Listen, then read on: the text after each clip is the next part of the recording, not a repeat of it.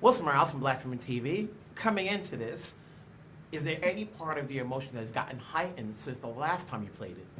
Oh, wow. Of joy? Yeah. Yes. I think a decade late, almost a decade later, I do feel like I'm very grateful for when joy comes up, because it isn't easy to remember that joy can be found in small things. So I think I get very grateful when I'm reminded of joy, and I think sadly, it's not always easy to remember that. So for me, the experience was really great because I just got to go back there, get back into that feeling, get back with the creators, and then also get to work with great people like Maya.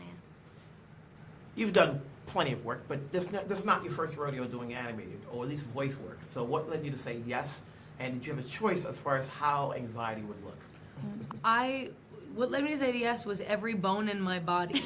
I would have done anything in this movie, including like bring sandwiches to the sound department. Like, I love the first movie. I love Pixar at large. I think that they are one of the few places that really instill trust in their audiences. Like, I will go see any Pixar movie any day of the week. I know they're gonna be good and full of love and full of wisdom and kindness and brighten my life. So it's a no-brainer. And I got to see Anxiety's image before I even auditioned. And it was like when I thought I didn't have a shot at it. And then I saw her picture and I was like, oh, I feel like there's a little part of my soul in that little guy. Mm-hmm. I felt really seen by this drawing, the sketch. And it made me have the confidence, I think, that I needed to show up to that Zoom room with some chutzpah. With all the emotions that are in this film, which is the one that's least part of you? Wow. Ooh. I like that question way more than the inverse version Me of it. too. Least part of me. I would say, and I think this is just from having to fail so many times in front of people, but embarrassment, I don't have a ton of embarrassment in my body. I love embarrassment. I feel very tender towards that emotion, but embarrassment is kind of something I feel like it's pretty hard to It's the one thing you want to avoid. Well, I feel like I lean into embarrassment because of my job, so I feel that one isn't as in my body as the others. What about you? Disgust. Yeah. I feel like with the things that I would say disgust me are more like global, like political issues and that's I go more anger. Yeah. But like nothing grosses me out. Like I have a very high gross out tolerance. And so that disgust I think is very quiet in my head. The film doesn't feel like it's been that long since it last came out, so Yeah. but there's a fan base that wants it so much. Why do you think so? I feel like it's been a long time. 9 years. But it's funny when we say that, people can't believe it. They're like, I think it's been a very difficult 10 years, 9 years. I think that people that saw the first film have grown up and they're feeling like they want to reconnect to some young version of themselves. I also think that there is a hunger always for stuff that makes us feel connected, because we feel especially isolated and lonely these days. And lastly, people like to be entertained. It's really funny. It's adventurous. It's not like an important piece of work that makes you learn. Mm-hmm. It's a funny animated movie that you walk away from being like, wow, that really struck a chord. Well said. Congrats. Thank you. Take care. Wilson Morales from Black Film and TV. Here we are. Hey. What led you to say yes? Was it the role, the film, the other cast members, or the time frame to do this? I think anytime Pixar calls, it's just this Pavlovian response. It's like, yeah, I'm in. Because you look at this movie, its emotional life is so complex, and they take the challenge, and they do it in a very accessible way. It's funny. It's brilliant, Of all the emotions in this movie, which is the one you try to avoid in your life? Ooh, try to avoid. I can only speak, I'm really trying not to avoid stuff, trying to get every emotion at the seat of the table, but when I was younger, We don't want embarrassment. Yeah, we don't want We don't want that's depression. True. That's true. But embarrassment, I would say embarrassment is probably the top of the list of what I find myself trying to avoid. Yeah. But as a comedian, it comes with the territory. It comes with the territory, but it's different when it's like in a part of the work. You know, it's like in life, embarrassment, I mean, it's like I've been trying to avoid that since I was in middle school, I feel like. You're just not being the person that everybody's like, what? You know? Been some time since the first movie came out, and having seen it, it doesn't feel like time went away. Yeah. You know, but then people have been, been wanting this. What do you think is the lure for people, for them to say, okay, let's bring him back? Yeah. I mean, the teenage years, just the kind of the demolition that happens and the new emotions that kind of step in, I feel like it's not just kids. You know, these past 10 years have been some crazy times, and anxiety, embarrassment, envy, ennui. It's like everybody can kind of relate to that. And also with anxiety, kind of that paralysis that sometimes happens. So my excitement, why I'm really excited about this weekend, because I feel like a lot of not only teenagers will feel seen, but just a lot of people in general will feel seen. You're voicing the character of fear, and fear can be characterized in different ways for a person, whether it be about a job or something else, what is it you think fear meant to you? Ooh, I mean, I look at the characters, a lot of the characters I've played, there's definitely a through line of fear and anxiety. I do think it's pretty cool, even though it wasn't fun to walk through those years with fear. It's interesting how, not to sound super spiritual, but it's interesting how God does something in your future when your work because of what you went through. Because of that, I do these roles kind of maybe authentically or well, because I have this kind of history of dealing with it, So even though fear was tough to walk through, or anxiety, I can tap into it in the future with my work, At the end of the day, when you do a different projects, whether it be for TV or for film, what's the big thing of saying yes? Is what gets you to say, I'm sure there's some no's in there, but what gets you to say yes? There's a lot of factors. I mean, it's obviously if something clicks when I'm reading it, but also here's the thing, even to be given a choice is really nice. I lived much of my life as an actor where I didn't really have that. It was just like, I'll just take the job. So to be in a position where I have a choice is nice. But it's like that kind of feeling where you get like, yeah, this feels like me. And also just, even if it does feel like me, I have to factor in, like, my daughter was a senior this year, and so I didn't want to travel. I didn't want to be away from home. And so there's so many things that you have to think about. You just mentioned that, but it all works out for you in the end. It's great to see you in this movie. Congratulations. Thanks, I'm sure man. I'll see you again another project. Yes. So I'd just love keep that. working. Thanks, dude. Take care. I appreciate it. Wilson Morales from Black Film TV. Here we are, some years later. What's it like coming back, and what's it like coming in? Coming back is great. It's easy. It was, they make it easy. They'd already kind of gone down the road on this. Like the first time I'd been given the role, it was they told me all these things, and then they said, "We'll see you in 9 months."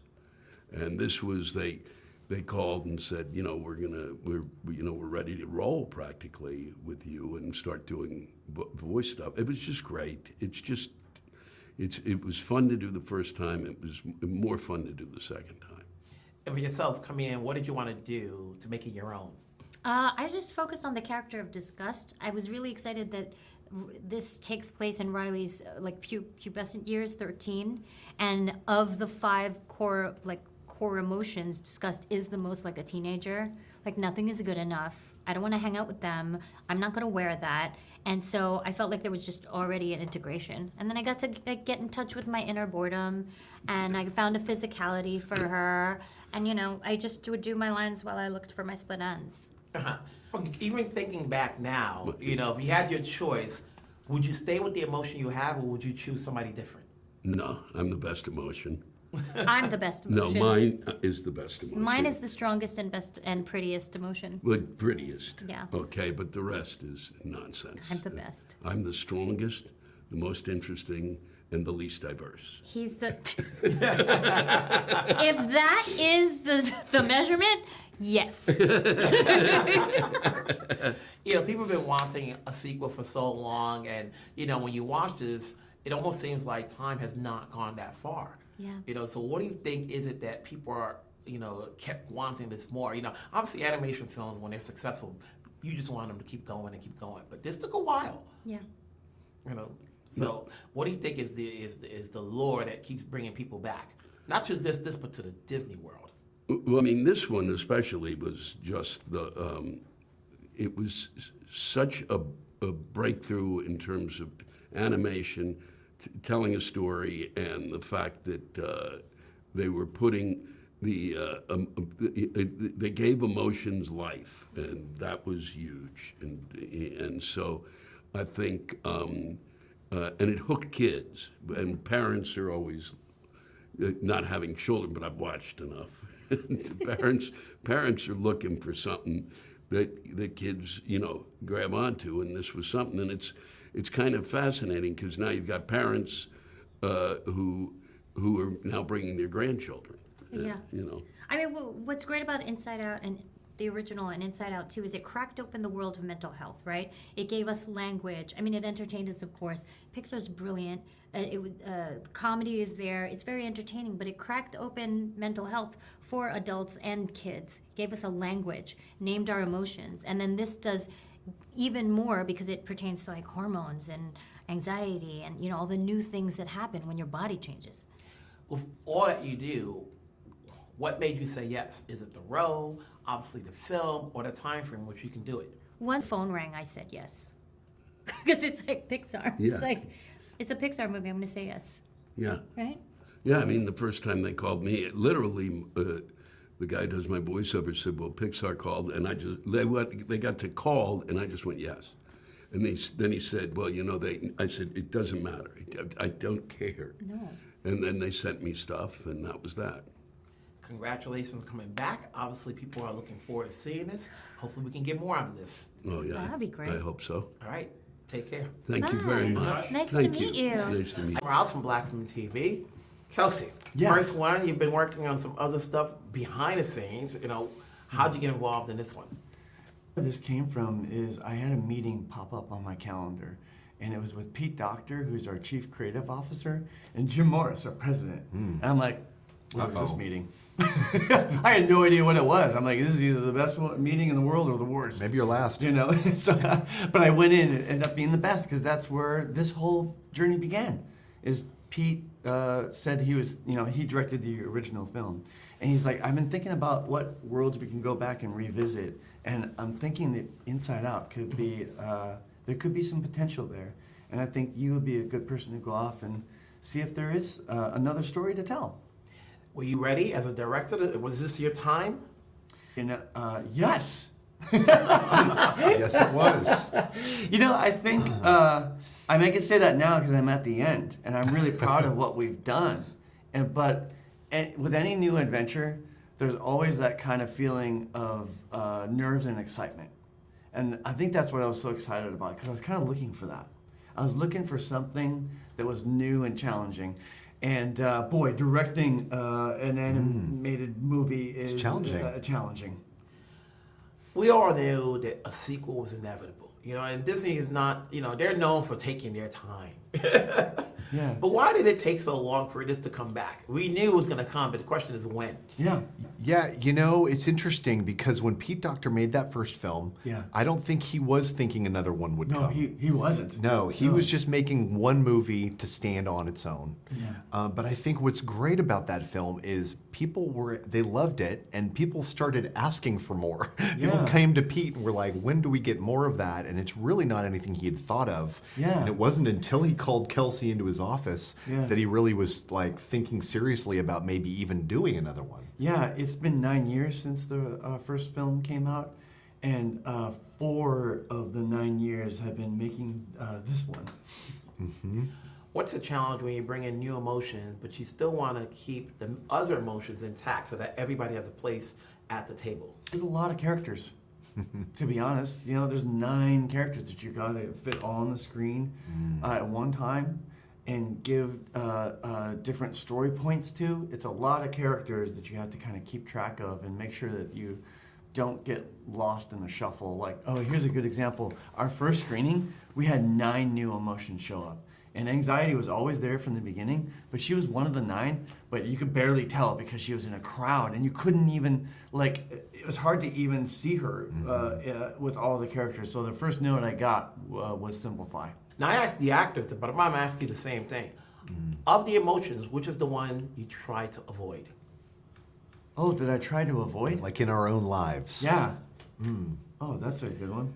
Yeah, I would say anxiety is one I probably try to avoid. It's one of those emotions that its job is to make you feel bad because it's motivating you to do something. Yeah. But not everybody signs up to feel bad. Yeah. It's not something you really seek out. Yeah. But it's important. What I learned on this film also, though, is anxiety really has a place in your life. Yeah. And you actually really need it because it'll make you get ready for the test you've got the next day. Yeah. And not just blow it off. Yeah. The thought of avoiding an emotion feels unhealthy to me because I've learned a lot about every emotion is in us for a reason to help us. So anger, there's obviously some moments in which it's bad to go there, but it can be a really healthy one because it's all about standing up for yourself. Unfairness, sometimes it's a really healthy emotion. So yeah, I feel like all the experts that I've ever worked with in this movie, if I say I like to avoid an emotion, they'll be like, Kelsey, have you learned nothing from me? So after you've just done this, your first movie, what part of your skill set as a director or storyteller was improved moving forward? You know what is trust? I really learned that from Pete Docter, and I've learned to work, when I work with somebody, I say the spirit of what I need from the moment. For instance, I get a good example, working with an animator. I'm like, all right, this moment is Joy feeling jealous of anxiety driving on the console better than she could in this moment. But she's hiding it from her. And then I don't tell them how to do it. I don't tell them exactly, even when I work with Amy, I say that's what we need to do. And then I go, go. And then they bring all kinds of wonderful ideas because I gave them trust to bring ideas to the table versus telling them exactly what to do. Because sometimes you can feel that as a director. I need to tell them what I want and what I need. But what I can do is I can shut whoever I'm working with down with bringing new ideas to the table. Gentlemen, congratulations. Thanks, man. Great talking with you. Yeah, thanks a lot, man. Yeah, thanks so much.